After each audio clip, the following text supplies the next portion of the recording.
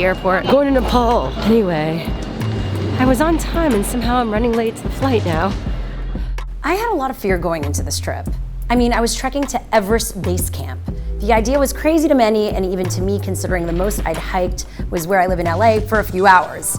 Is it dangerous? Could I die? All the what ifs and anxiety hit me hard in the final days leading to my departure. But the moment I jumped on the plane, there was no choice but to surrender and enjoy the ride.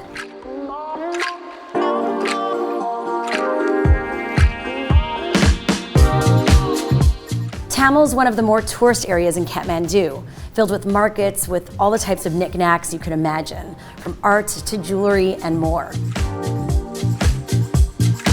So we are in Kathmandu right now, and there is something everywhere. A lot of people stay in Kathmandu before going to start their treks. So you see a lot of stores selling hiking gear and everything you would need for that. There's energy in the air as our group gets to know each other, and we prepare ourselves for the trip of a lifetime.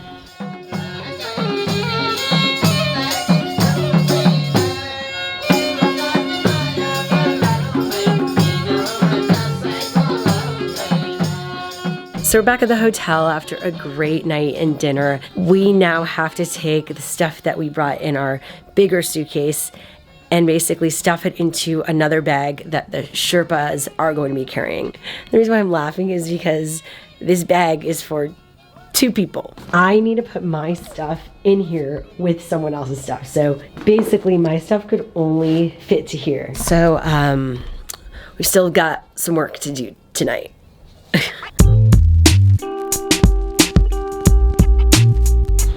While you're walking around, you need to be careful because there are people riding on scooters, bikes everywhere, every direction. It's super easy, to get hit.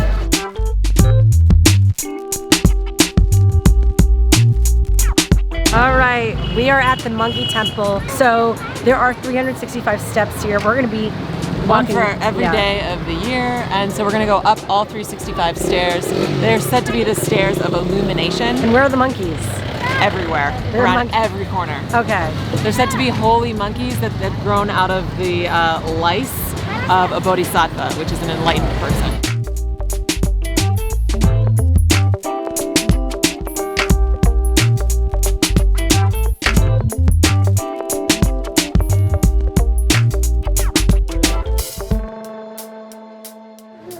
We made it up. It wasn't so bad. It's pretty amazing up here.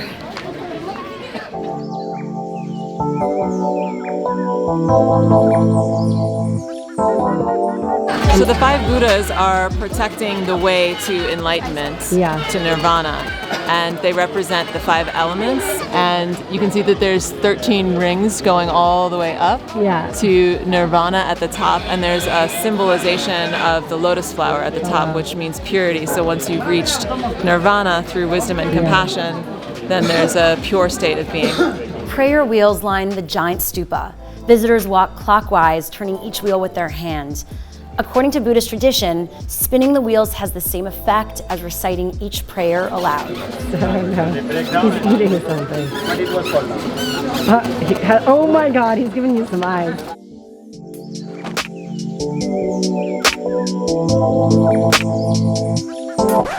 So I just experienced my first hole in the ground, aka the bathroom. I wouldn't typically show a bathroom because it's in poor taste, but I kind of want to just show. You might have experienced this before. If you haven't, this is what it's like. Air dry and keep it simple. Let me show you. So we're going down. Pretty much squat and do that. That's it. Now back to our regular programming.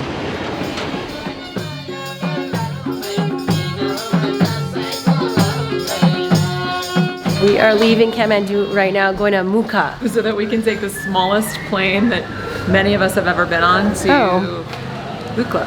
I didn't know that was the plan, but here are all our bags, and this is just a great sight before we head into the van. Day started rainy, as you can see, and as you can imagine, any change of weather conditions flying to the most dangerous airport in the world on tiny planes could change your schedule drastically. This was one of the first of many lessons learned on this trip. Plan for the unknowable. There are no guarantees in life, only impermanence. So as cliche as it sounds, there was no other option but to go with the flow. We almost died like 5 times. What do you mean? There's mudslides, lightning. Look how deep the mud got.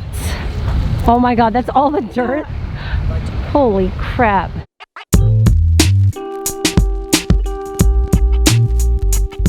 So we just got to the airport. This is the area around the airport. I think the airport's pretty much next to us. Here you go. That's the runway.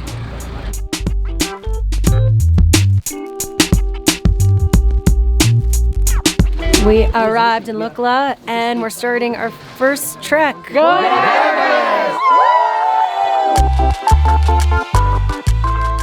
From Lukla, we trekked downhill for 3 hours towards Dud Kosi River, passing through grasslands, suspension bridges, and magnificent views of Kusum Kanguru, landing at a tea house in Phukting for our first night. During our 4 to 6 hour treks each day, it is unbelievable to witness the Sherpas and porters carrying up to 50 pounds on their backs of gear, food, and more. Oh, after a 6-hour trek, we just arrived in Namche. It's amazing that they could build this in the middle of the mountains. I'm still blown away.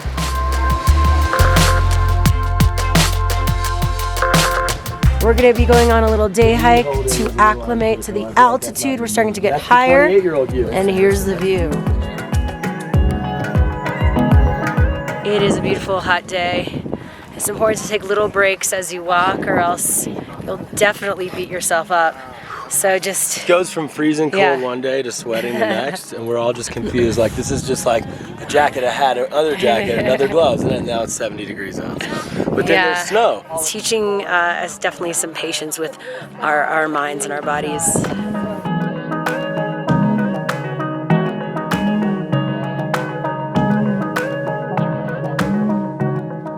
So we've got a view of Everest right here, behind the clouds, right there.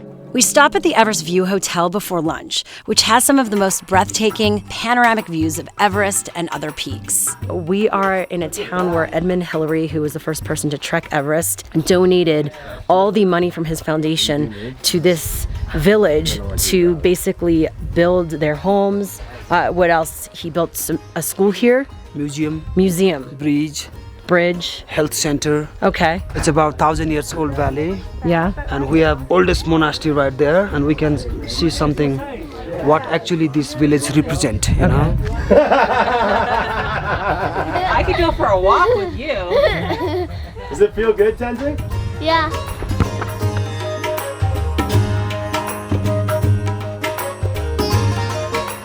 Back in Namche after our day hike, and it's time for some coffee. This is already my favorite coffee shop. It's called Sherpa Barista. It's the one place that they have espresso, which is very nice. So good.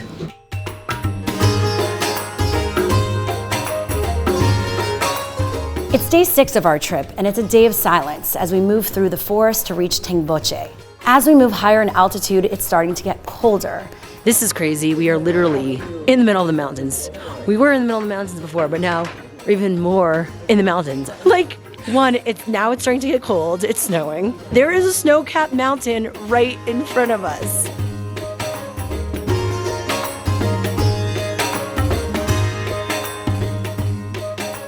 It is nighttime right now, and I wanted to give you a sense of what happens at these tea houses. It's where we stay.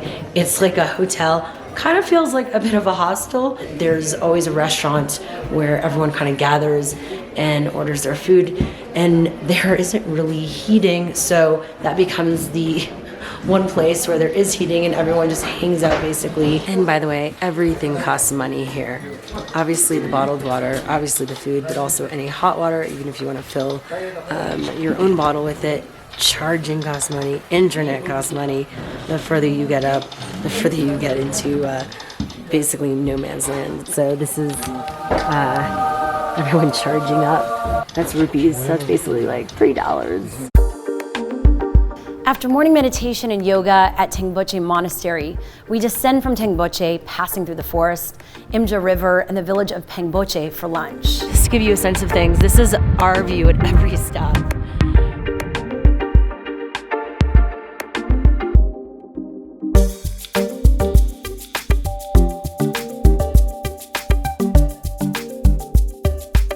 We're at lunch, don't mind my nose. I have a lot of stuff on it, so it will stop blistering and not burn anymore. But we're having lunch, you can feel the breeze, it feels amazing. Trying some Tibetan bread right now. Jordana has said if I'm gonna have bread here, it should Might as well go Tibetan. Yeah. Wow, so good. After lunch, we crossed the Imja Valley and Luce River, heading to our destination for the night, Dingboche, also known as the Summer Valley. What did you just do, Andrew? I went swimming. Is it cold?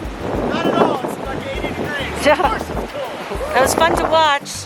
We're not doing it. There's no way you are getting in. 4,400 meters in Dingboche. We're here. It's bedtime. It's 7:40 p.m. and we're officially going crazy. The rooms are starting to get smaller and smaller as we are. Hello, namaste. Hi, this is our one of our guides. Yeah, He's amazing. thank you. Okay, get here. Here's a bag. Here's a bag. We've got one apple that we have an apple that we're rationing. It's gonna be a good. It's gonna be a really good apple. Brittany is a warrior today, holding everyone's yoga mats. Yes, girl. Everything's leading up to tomorrow. That's the big day. To adapt to the higher altitude, we go for a short hike to Nagarjun, a hill positioned at the edges of the Shokung Valley. The trail is steep and tiring, but it's not a race. You learn to go at your own speed, slow and steady.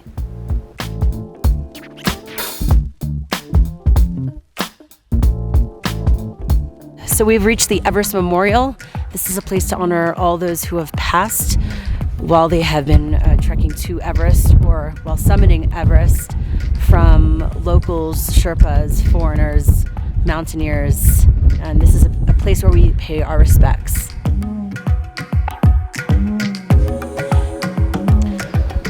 We also are here to honor all those who passed during the earthquake of 2015. There was an avalanche, and even at base camp where we're heading, many people Lost their lives. Part of the journey is also overcoming that fear and realizing life is precious, and we all get to be very grateful. We never know. We just never know. Yeah. So don't let it stop you. Don't let the fact that there was an avalanche stop you or an earthquake stop you. If you want to be here in this beautiful country with beautiful people, don't let it stop you.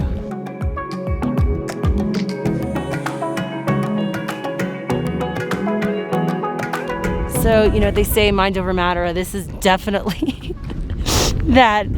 This is probably the most physically and mentally challenging thing I've ever done. It just tests everything in you. But when you get through it, it just feels really awesome. One of my favorite words that has come up during this trip, I'm gonna get a tattoo of it, is sukha, which is just finding your inner happiness. But here we are for the night, and tomorrow it's happening. Everest Basecamp! Wow! All right, so I want to talk about these apples, them apples. It's rare to find apples because you don't grow apples here in the Himalayas. Here at one of our last stops, there are apples and they're huge, and I'm just craving a fruit because all we've been eating are like pasta and potatoes and rice. So I'm gonna get big fruit and I'm gonna eat it. You want an apple? $5, bro. We can share it, guys.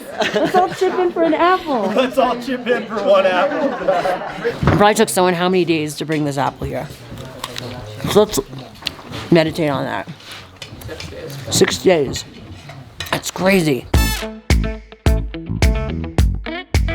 So in all honesty, the last 2 nights were hard. Drinking 3 to 5 liters of water per day to avoid dehydration. The altitude was starting to hit, but the adrenaline to make it to base camp just takes over. It's really cool to see everyone celebrating here from all around the world. Jordana, how do you feel? Awesome.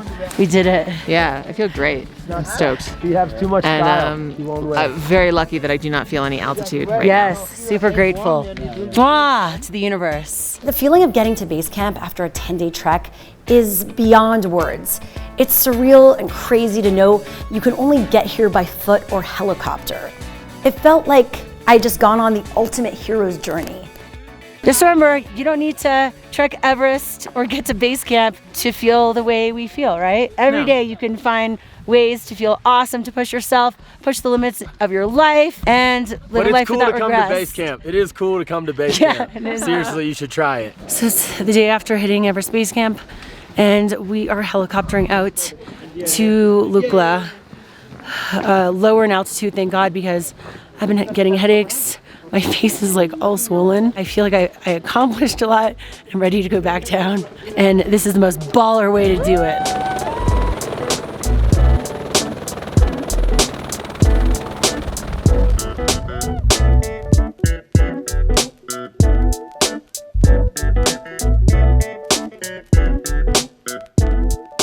So we are supposed to fly out of Lukla tomorrow. They have very small planes, as you can imagine, and there was actually an accident, a plane crash. It's really unfortunate, really scary. We kind of are trying to figure out what we're going to do. A lot of flights, I mean, everyone's flights pretty much leave from Kathmandu to destinations around the world. So now the question is, how do we get back? We're trying to figure out if we're going to take helicopter out or wait for a flight tomorrow, which seems very scary considering what happened today.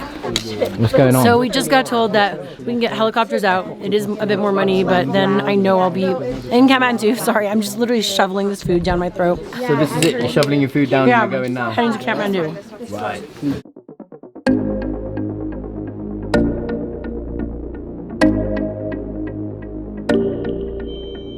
As we left Lukla, it was crazy to look back at everything we had accomplished. I'd signed up for this trip not really knowing what to expect. To say it was a trip of a lifetime would be undermining the power of what we'd experienced in the mountains. As we flew back to the city, I was excited to get back, eat regular food, and clean up after 5 days without a shower, but wondered how I could bring back the lessons of the trek to my life. I was reminded of presence in its rawest form, that life needs to be taken in one step at a time. I was humbled by the mountains. Nature is so much bigger than us. It exists before us and after us, so we need to take care of it. And in it all is gratitude for the beauty of this life and how happiness can come from the outside, but joy comes from within.